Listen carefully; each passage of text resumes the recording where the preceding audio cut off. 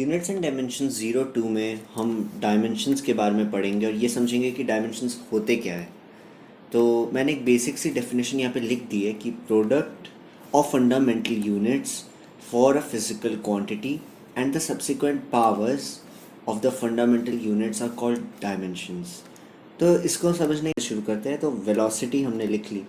अब इसके डायमेंशंस क्या होंगे? वेलोसिटी को हम बोल सकते हैं कि ये होता है डिस्टेंस अपॉन टाइम, और डिस्टेंस एक फंडामेंटल क्वांटिटी है जिसको हम लेंथ से दिखाते हैं, और टाइम भी एक फंडामेंटल क्वांटिटी है जिसको हम टी से दिखाते हैं। तो डायमेंशंस वेलोसिटी के हो गए एल टी की पावर -1। तो ये जो इसकी पावर्स है एल की पावर 1 और टी की पावर -1, ये होते हैं वेलोसिटी के डायमेंशंस। तो डायमेंशंस को हम ऐसे दिखाते हैं, एक दो स्क्वायर ब्रैकेट से, और उसके बीच में हम क्वांटिटी लिख देते हैं। तो हमने वेलोसिटी लिख दी और उसके डायमेंशंस एल टी की पावर -1 हो गए। ये है वेलोसिटी के डायमेंशंस। ऐसे ही हम फोर्स के निकाल लेते हैं, जो मैंने पहले स्किप कर दिया था। फोर्स को हम लिख सकते हैं mass into acceleration. Mass into acceleration में हमें पता है मास एक फंडामेंटल क्वांटिटी होती है और एक्सेलरेशन एक फंडामेंटल यूनिट नहीं होती है, क्योंकि वो 7 फंडामेंटल यूनिट्स में एक्सेलरेशन नाम की कोई यूनिट नहीं है। तो मास, हम इसको एक्सेलरेशन को और ब्रेक करेंगे, वेलोसिटी बाय टाइम लिख सकते हैं एक्सेलरेशन को, और सब्सिक्वेंटली ये हो जाएगा मास। वेलोसिटी के डायमेंशन हमें पता है, वो होते हैं डिस्टेंस अपॉन टाइम। तो डिस्टेंस अपॉन टाइम ये हो गई वेलोसिटी, इंटू 1/t, जो हमें ऑलरेडी हमने जब एक्सेलरेशन को कन्वर्ट किया तो हमें मिल गया था। तो फोर्स की डायमेंशंस ओवरऑल हमें यहाँ से मिल जाएगी, जो हो जाएगी फोर्स इक्वल्स टू मास का m, तो m की पावर 1, x का l, l की पावर 1, और t नीचे है तो वो हो जाएगा t²। इसी को जब हम ऊपर लाएंगे तो ये हो जाएगा ml t की पावर -2। इसी को हम डायमेंशंस कहते हैं, और हमने ऐसे फोर्स की डायमेंशंस निकाल ली जो हमें आगे बहुत काम आएगा। अब डायमेंशंस की कुछ प्रॉपर्टीज़ होती है, तो इन प्रॉपर्टीज़ को एक्सप्लेन करने से पहले मैं एक बार लिख देता हूँ प्रॉपर्टीज़ के बारे में हम पढ़ने वाले हैं। तो प्रॉपर्टीज़ डायमेंशंस की पहली प्रॉपर्टी ये होती है कि only same dimensional quantities can be added. Only same dimensional quantities can be added. इसका मतलब क्या हुआ? इसका मतलब ये हुआ कि इसको एक फंडामेंटली आप इस तरीके से भी देख सकते हैं कि अगर मैंने बोला कि किसी का वेट 50 kgs है, किसी चीज़ का, और मैंने बोला कि 1 किलोमीटर, क्या इन दोनों के एडिशन का कोई मतलब बना? मेरे हिसाब से तो नहीं। इनका एडिशन करना इम्पॉसिबल है, क्योंकि ये वेट है, ये मास है, और ये डिस्टेंस है, और इनका हम एडिशन नहीं कर सकते हैं। तो इससे हमें ये बात एक पता चल जा रही है कि सिर्फ सेम डायमेंशनल क्वांटिटीज़ का एडिशन हो सकता है।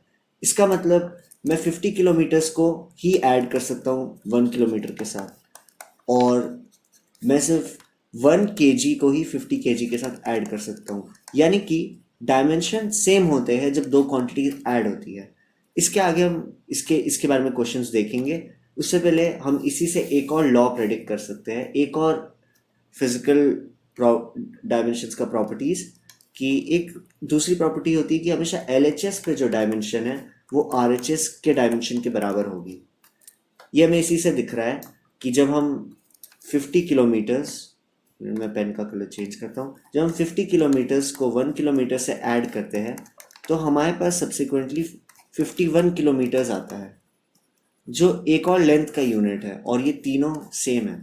तो इसका मतलब LHS इक्वल्स टू RHS। डिमेंशनली सारी क्वांटिटीज़ सेम है, सब लेंथ की क्वांटिटीज़ है। एक और प्रॉपर्टी होती है जो हमारी फाइनल प्रॉपर्टी होती है और काफ़ी इम्पॉर्टेंट होती है। ये प्रॉपर्टी ये कहती है कि प्योर नंबर्स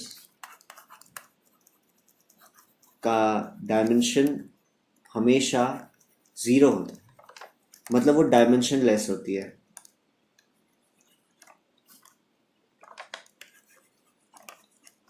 डायमेंशन लेस होती है, यानी कि साइन थीटा डायमेंशन लेस होती है।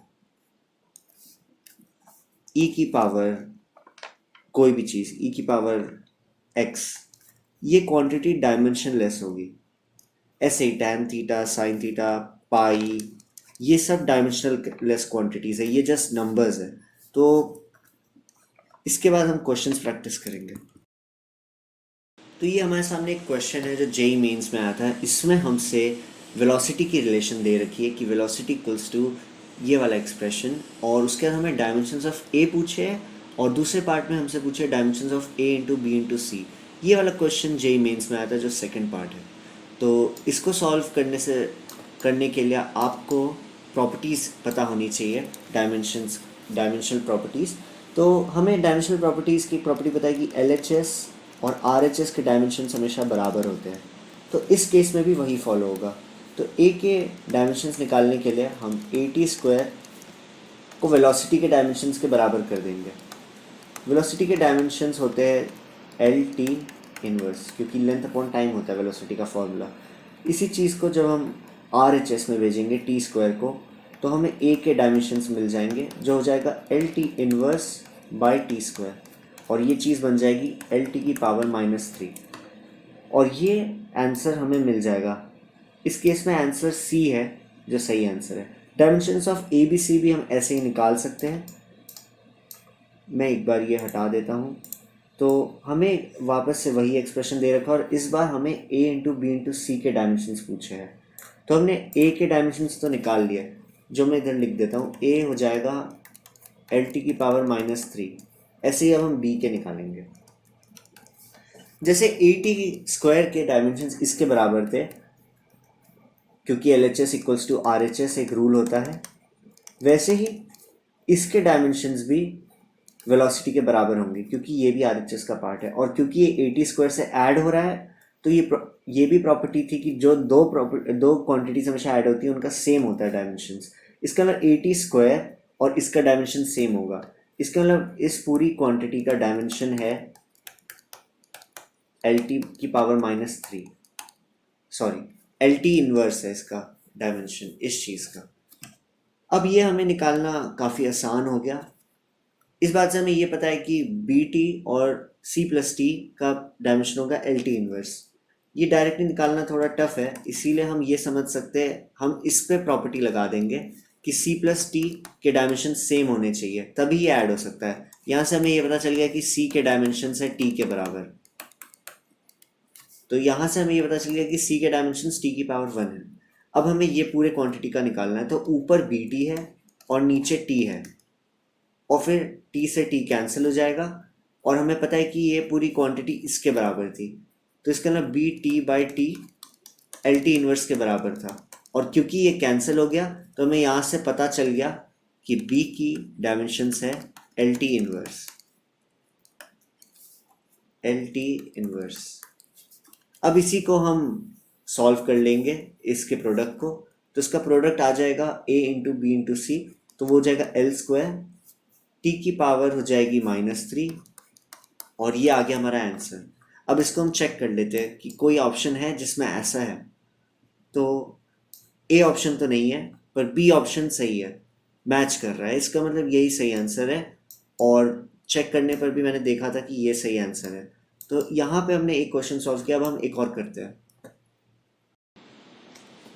क्वेश्चन नंबर 2 में हमसे पूछा है कि एक cos FA नाम की एक क्वांटिटी है, उसके डायमेंशंस क्या होंगे। हमने एक प्रॉपर्टी में पढ़ा था डायमेंशंस की, कि कोई भी ऐसे numbers cos theta, sin theta जैसे, इनका डायमेंशन हमेशा 0 होता है, यानी कि ये डायमेंशनलेस क्वांटिटीज़ होती है। इसका मतलब थीटा को भी इस केस में जो FA है उसको डायमेंशनलेस होना पड़ेगा। तो इसका मतलब FA का डायमेंशंस हो जाएगा M0 L0 T0, मतलब सारे डायमेंशंस इसके 0 है, क्योंकि सारी पावर 0 है। फोर्स के हम डायमेंशंस लिख देंगे LHS पर, तो ये हो जाएगा MLT-2 इंटू A, जो बराबर हो जाएगा M की पावर 0, L की पावर 0, T की पावर 0। A के डायमेंशंस हमें यहाँ से मिल जाएंगे, जो हो जाएंगे M inverse L inverse T का स्क्वायर। तो ये ऑप्शन A से मैच हो रहा है, और जो इस क्वेश्चन का सही आंसर है। थर्ड क्वेश्चन में हमें बोला गया कि अगर फोर्स, वेलोसिटी और टाइम फंडामेंटल क्वांटिटीज़ बन जाए तो डायमेंशनल फार्मूला डेंसिटी का क्या होगा। और हमें 4 ऑप्शन दे रखे हैं। ये जेईई मेंस का क्वेश्चन है, एक बार आप खुद ट्राई कीजिए और फिर मैं सॉल्व करूँगा। तो ऐसे क्वेश्चन सॉल्व करने के लिए या ऐसे आप आगे और देखेंगे, कभी कभी और टाइप की क्वांटिटीज़ आ सकती है, जैसे इलेक्ट्रोस्टैटिक फोर्स या कुछ भी जो अभी तक आपने नहीं पढ़ा है। तो उस टाइम पे आपको बस कुछ नहीं करना है, आगे के चैप्टर्स में अलग अलग क्वांटिटीज़ पढ़ लेंगे। वैसे इस यहाँ पर हमने सारी क्वांटिटीज़ के बारे में सुन रखा है, पढ़ रखा है, तो ये क्वेश्चन सॉल्व करना मुश्किल नहीं है। तो हम इसको सॉल्व करने के दो दो स्टेप्स होते हैं। पहले स्टेप में आपको डेंसिटी को प्रोपोर्शनल लिखना होता है फोर्स, जो हमें जो 3 क्वांटिटीज़ दे रखी है उसके। तो फोर्स की पावर x कर दिया, वेलोसिटी की पावर y कर दिया और टाइम की पावर z कर दिया। आपको फर्स्ट स्टेप में ऐसे लिखना होता है। सेकंड स्टेप में आपको LHS और RHS दोनों को उनके जो असली फंडामेंटल क्वांटिटीज़ है जो हम रियल वर्ल्ड में यूज़ करते हैं उसमें लिखना होता है। तो डेंसिटी का फंडामेंटल क्वांटिटीज़ में फॉर्मूला होता है m, क्योंकि डेंसिटी मास अपॉन वॉल्यूम होता है इसलिए ml⁻³ हो जाता है। वैसे ही फोर्स को हम लिख सकते हैं ml⁻²⁻x और वेलोसिटी का L⁻⁻1, सॉरी यहाँ पे मैं 1 लिख देता हूँ, की पावर y, और फिर टाइम तो t ही रहेगा, तो ये z हो जाएगा। अब जब आपने ऐसा लिख लिया है, अब आपको बस कुछ नहीं करना है, इसके आगे बस प्योर मैथमेटिक्स है।